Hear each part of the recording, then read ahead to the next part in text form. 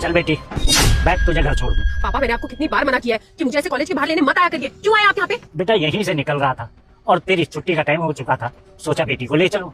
अच्छा सोचा ले चलो, अरे आपके चक्कर में ना मेरी कितनी बदनामी हो जाएगी यहाँ पे।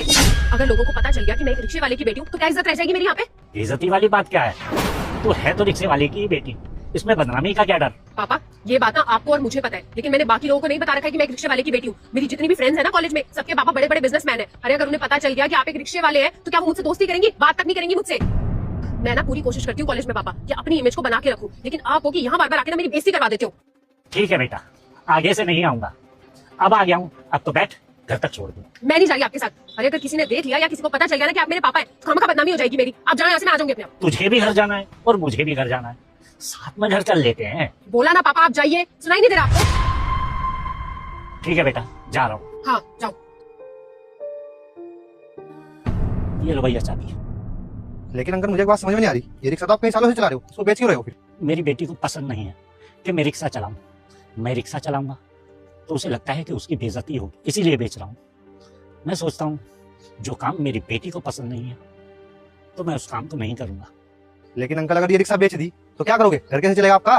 कोई और काम ढूंढ लूंगा ताकि उसकी बेइज्जती ना हो, बस मेरी बेटी खुश रहे।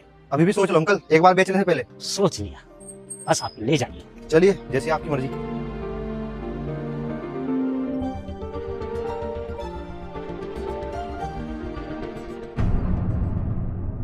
अरे क्या हुआ, आज तुम्हारा मूड क्यों खराब है? अपने पापा की वजह से यार। मेरे पापा रिक्शा चलाते हैं और मुझे कॉलेज के बाहर लेने आ जाते हैं। अगर मेरे किसी दोस्त को पता चल गया ना कि मेरे पापा एक रिक्शे वाले हैं तो क्या इमेज रह जाएगी मेरी। जब तुमने मुझे बताया था कि तुम्हारे पापा रिक्शा चलाते हैं, ना ही मुझे अजीब लगा ना बुरा लगा, और ना ही मैंने तुम्हारी बेइज्जती की। पता है गलती ना तुम्हारी सोच की है। तुम तो रहने ही दो, तुम्हें तो बस ये लगता है कि हमेशा मेरी गलती होती है। अरे पापा को सोचना चाहिए ना कॉलेज के बाहर आने से पहले। अगर किसी को पता चल गया तो मेरा क्या स्टेटस रह जाएगा, और कौन सी बेटी ये बताना चाहेगी कि उसके पापा रिक्शा चलाते हैं। मैंने तो बोल दिया था पापा से कि रिक्शा बेच दे, और बेच भी दिया है। वो लड़की बताएगी जिसका बाप रिक्शा चला के ना अपनी बेटी को इतने बड़े कॉलेज में भेज रहे हैं। तुम्हें पता है तुम्हारे पापा ने उस रिक्शा की वजह से ना आज तुम्हें यहाँ तक पहुंचा दिया, तुम्हें इतने बड़े कॉलेज में एडमिशन दिला दिया, घर बना दिया। क्या कुछ नहीं किया उन्होंने इस रिक्शा से? अरे जिस चीज की वजह से तुम्हें प्राउड फील करना चाहिए, आज तुम उसी से नफरत कर रही हो। एक बात हमेशा याद रखना, जिस काम की वजह से हमारा घर चल रहा हो, 2 वक्त की रोटी मिल रही हो, उस काम से ना कभी घिन नहीं करनी चाहिए। भले ही तुम्हें मेरी बातें अजीब लग रही होंगी, लेकिन यही सच है। क्या सोच रही हो? यार मुझे लग रहा है कि मैंने पापा के साथ बहुत गलत किया।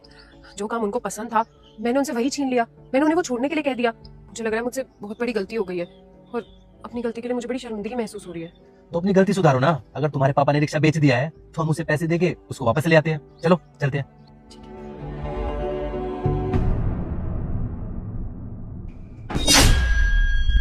मेरा रिक्शा